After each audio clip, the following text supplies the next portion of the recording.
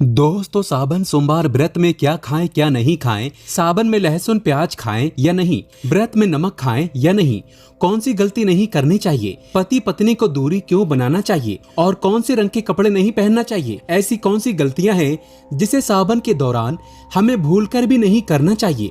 साथ ही सावन के इस पवित्र महीने में कितने सोमवार पड़ेंगे और सावन की समाप्ति कब है, आइए जानते हैं सब कुछ इस वीडियो में। दोस्तों, सावन का महीना कोई मामूली महीना नहीं होता है। ये महीना साक्षात एक ऐसे प्रेम की सौगात लेकर आता है जो कि भक्तों को बड़ी बेसब्री से इंतजार रहता है। सावन का महीना इतना पवित्र होता है जिसका आप अंदाजा भी नहीं लगा सकते। सावन का त्योहार भारत में तो मनाया ही जाता है, लेकिन क्या आप जानते हैं विदेशों में भी सावन का पवित्र महीना बड़ी जोरों शोरों के साथ और खुशी के साथ मनाया जाता है। वैज्ञानिक मानते हैं सावन में प्रकृति आपस में बातें करती है और वातावरण सुगम हो जाता है, हरियाली की उत्पत्ति होती है और नए नए बीज उगते हैं, वर्षा आदि होती है। इस मौसम में हरियाली साक्षात महादेव का स्वागत करती है और महादेव से बातें करती है। आपको बता दें, शास्त्रों में सावन सोमवार का व्रत जो भी महिला या पुरुष करते हैं तो वो व्यक्ति भगवान भोलेनाथ का सर्वाधिक प्रिय हो जाता है। ऐसे व्यक्ति को भगवान भोले बाबा अपनी शरण में ले लेते हैं। दोस्तों, सावन में कावड़ यात्रा का क्या कहना। शास्त्रों के अनुसार माना जाता है कि सबसे पहली कावड़ यात्रा भगवान परशुराम ने भगवान शिव के समर्पित अपने कांधे पर उठाई थी और तभी से भगवान शिव को प्रसन्न करने के लिए कावड़ यात्रा की जाती है। दोस्तों, लेकिन क्या आप जानते हैं सावन में 10 ऐसे नियम हैं जो आपको जानना बहुत ही आवश्यक है। अगर इन नियमों का पालन अगर आप अपने जीवन में नहीं करते हैं तो आपको भगवान शिव के क्रोध का सामना करना पड़ सकता है। आपका पूरा परिवार गरीबी, निर्धनता और बर्बादी का सामना कर सकता है। दोस्तों, आज की वीडियो बहुत ही सुंदर है। वीडियो को अंत तक जरूर देखें क्योंकि अधूरा ज्ञान हमेशा खतरनाक साबित होता है। इसलिए वीडियो को पूरा अंत तक जरूर देखें और सच्चे दिल से कमेंट बॉक्स में लिखें हर हर महादेव ओम नमः शिवाय। वीडियो को लाइक जरूर करें। आइए जानते हैं। दोस्तों, सबसे पहले जानते हैं सावन सोमवार व्रत की तारीख। पहले सोमवार का व्रत 10 जुलाई, दूसरे सोमवार का व्रत 17 जुलाई, तीसरे सोमवार का व्रत 24 जुलाई, चौथा सोमवार व्रत 31 जुलाई, पांचवा व्रत 7 अगस्त, छठा सोमवार व्रत 14 अगस्त, सातवां सोमवार व्रत 21 अगस्त और आठवां सोमवार 28 अगस्त को रखा जाएगा। दोस्तों, अब जान लेते हैं सावन सोमवार के व्रत में क्या खाना चाहिए और क्या नहीं खाना चाहिए। अगर आपने सावन सोमवार का व्रत रखा है तो आप इस दिन सात्विक भोजन ही करें। ये निर्जला व्रत नहीं होता, इसलिए इस व्रत में सेंधा नमक से बनी चीजें खा सकते हैं। अगर आपने फल खाने पर संकल्प लिया है तो नमक भूल कर भी ना खाएं। आप फल वगैरह ही खाएं और कुछ मत खाना। व्रत में बाहर का गन्ने का जूस मत पीना, उसमें नमक पड़ा होता है। बाहर का जूस भी मत पीना, उनके बर्तनों में भी नमक पड़ा होता है और वो नमक आपके मुंह तक जाएगा तो आपका व्रत खंडित हो जाएगा। व्रत में डब्बा बंद जूस नहीं पीना चाहिए, उसमें कई केमिकल पड़े होते हैं जिससे व्रत टूट जाता है। दोस्तों, सावन में कई बार शुक्रवार का दिन पड़ जाता है तो खट्टा भूल कर भी मत खाना क्योंकि माता संतोषी इस दौरान जागृत अवस्था में हो जाती है, वो रुष्ट हो जाएंगी। इस दिन आप पानी पूरी, इमली की चटनी वगैरह, खट्टे फल वगैरह जाने अनजाने में भी मत खाना क्योंकि इससे माता संतोषी क्रोधित हो जाएंगी। एक बार माता संतोषी रुष्ट हो गई तो आपको जिंदगी भर कष्ट भोगना पड़ेगा।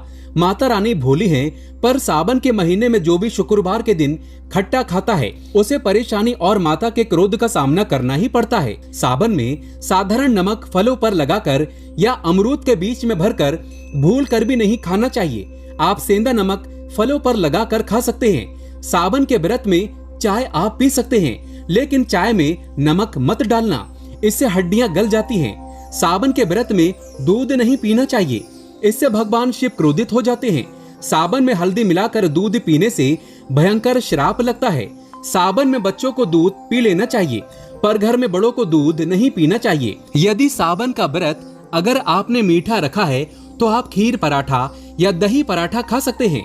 आप चाहें तो सेंधा नमक से बने आलू के पकवान खा सकते हैं। आलू की सब्जी कुट्टू के आटे की रोटी के साथ खा सकते हैं, लेकिन आटा ध्यान से देख लें, पुराने आटे में कीड़े पड़ जाते हैं जिससे आपका व्रत खंडित हो सकता है। व्रतधारी को सावन सोमवार के व्रत में आटा, बेसन, मैदा, सत्तू, अन्न और अनाज का सेवन नहीं करना चाहिए। इसके अलावा अन्य किसी भी व्यक्ति को मांस, मदिरा, लहसुन, प्याज इत्यादि का भी सेवन नहीं करना चाहिए। वहीं व्रत रखने वाले व्यक्ति को धनिया पाउडर, मिर्ची पाउडर, सादा नमक का सेवन भूल कर भी नहीं करना चाहिए। सावन में चाहे आपका व्रत हो या ना हो, किसी भी व्यक्ति को कड़ी पकौड़ा नहीं खाना चाहिए।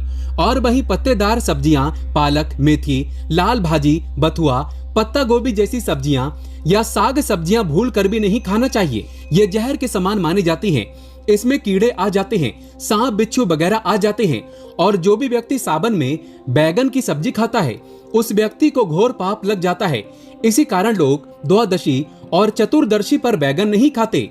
पत्तेदार सब्जियां क्यों नहीं खाई जाती, इसके पीछे एक कथा है, मैं आपको बताऊंगा। दोस्तों, सावन के पवित्र महीने में कौन सी गलतियां नहीं करना चाहिए? ये गलतियां पाप का भागीदार तो बनाती ही हैं, साथ ही साथ ऐसा व्यक्ति नरक में अटका रह जाता है। सावन में घर के सभी लोगों को सुबह जल्दी उठना चाहिए और जितना जल्दी हो सके कम से कम पहला सावन स्नान अवश्य करें।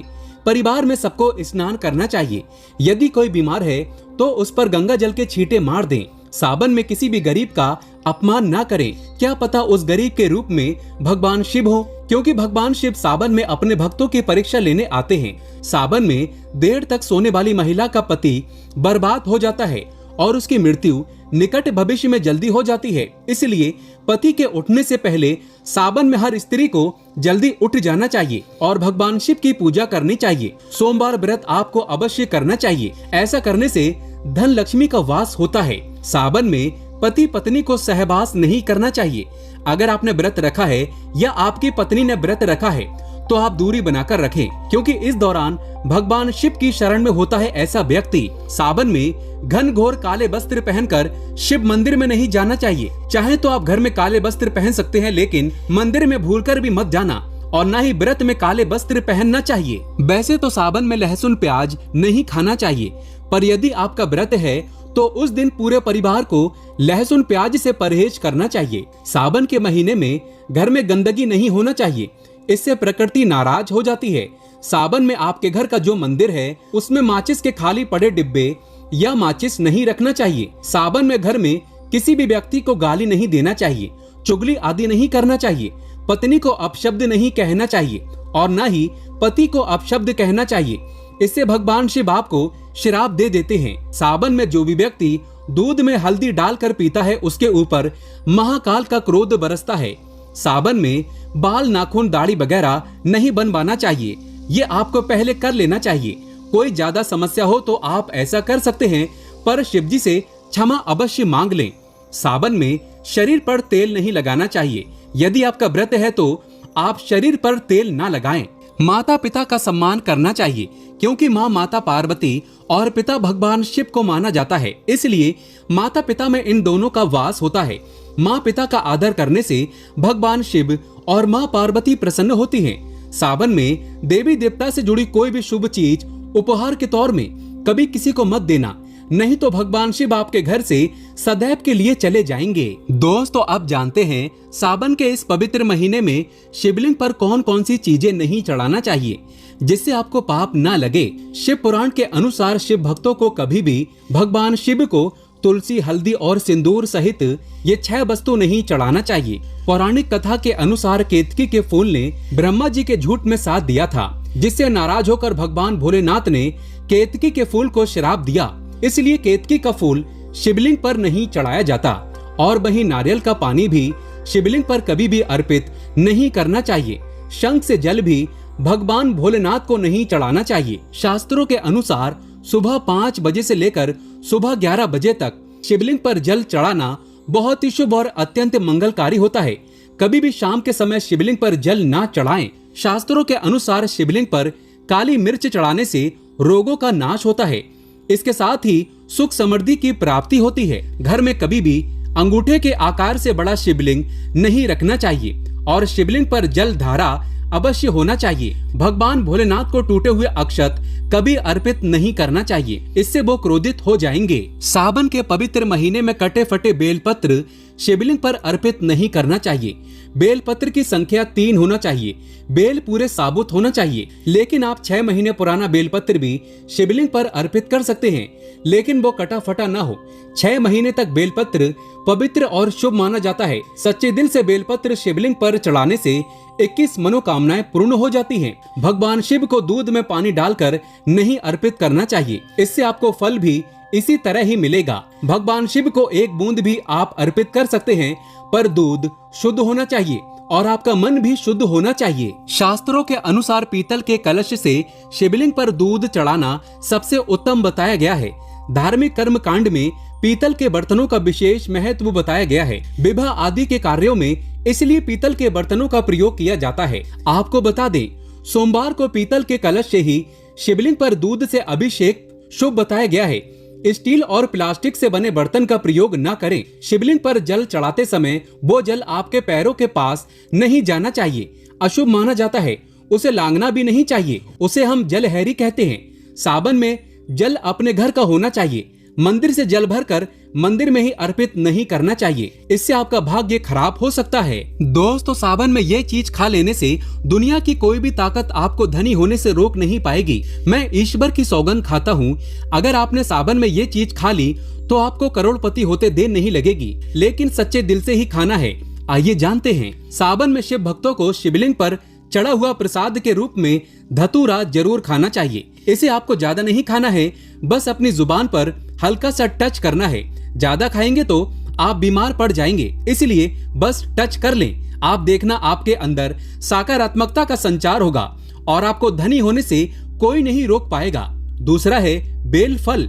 बेल फल प्रसाद के रूप में खाने से माता पार्वती के साथ साथ भगवान शिव की कृपा भी बरसेगी और समस्त 33 कोटि देवी देवता आपको धनवान बनाएंगे। बस ये चीजें आपको खाना है और आप खुद देखना, आपको धनी होने से दुनिया की कोई भी ताकत रोक नहीं पाएगी। दोस्तों, अगर भोले बाबा की कृपा हो जाए तो काल भी आपका कुछ नहीं कर पाएगा, क्योंकि कालों के भी काल हैं महाकाल। सच्चे दिल से कमेंट बॉक्स में लिखें हर हर महादेव, ओम नमः शिवाय, एक लाइक जरूर करें।